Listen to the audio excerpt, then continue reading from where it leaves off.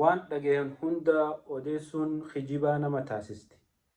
Ilmi namaa waan dhagaye hunda osuma addaa hin baafanne tamtu dhugaadha tamtu kijiba, dubbiin tun eeysaa dhufte eeysa deemti maaliif deemti jee osoo addaa hin baafanne osoo hin qulqulleeffanne akkanumatti niin dhagee jee informeeshina hunda kapaas godhee odeessu yoo taate namni san irra kijibaa namaati. Obboleessa kiyya obboleettiitii anaa miti kan nama waan dhagee hunda odeessuun kijibaa namaati jeen.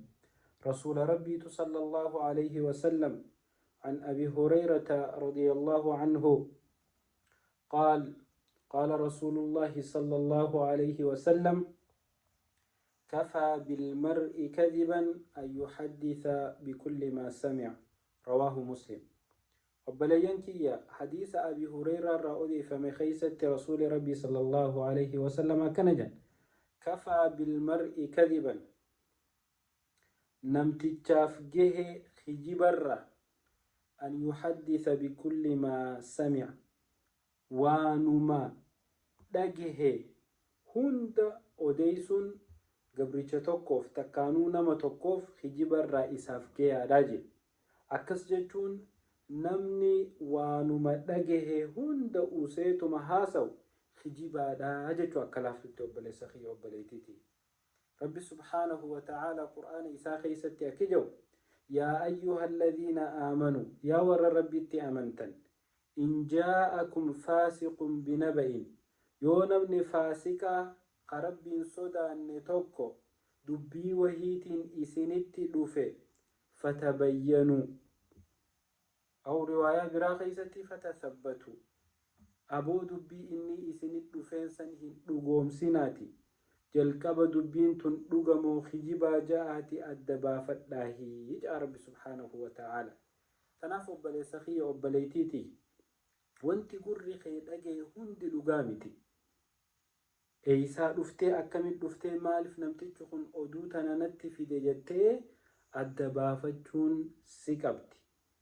Ammoo obboleessa kiyya obboleettiitii yaa warra afaan waan dhagaye hunda garatti qabachuu hin dandeenye قوان دقي هوند أكممتين دبرساف تنكتو أتي خجبانا ماتي أتي سبليتيتي يخجبدون ما توغيف بيخ حديث رسولاتو خجبدو إسنقل مالف جنان إلمنا ما وان دقي هوند أكممتي لفاخيهن أديسو. رسول ربي صلى الله عليه وسلم أكنجا إن العبد لا يكذب حتى يكتب عند الله كذابا. أبو وانتي هامتون توني وانتي هامتون خجبتنا مجيسي خجبني أمو أزابتنا مجيسا قبريتشي توكو خجيبو راهن ديبئو هنقرب ببيرتي خجيبانا ما جأمي قل ما هو التجان أبلي سخي أبلي تيتي تناف خجيبا راها فقانو kijibaaf waanuma dhageen hunda odeessuun namaaf keessa. Yeroo waan takka dhageesse dirqama ati nama biraatiif dhayitee himuun qabdu. Eeysattiin firraa hima jettee dubbiin namni sitti hime akka malee sin cinqin mistira jaanii waan meeqa sitti himan qabachuu dadhabdee taltal jettee bakkuma itti firraa neeyxu laaluuf jecha hangam takka cinqatta. Tanaaf kijibarraa haa fagaannu. Assalaamu alaikum.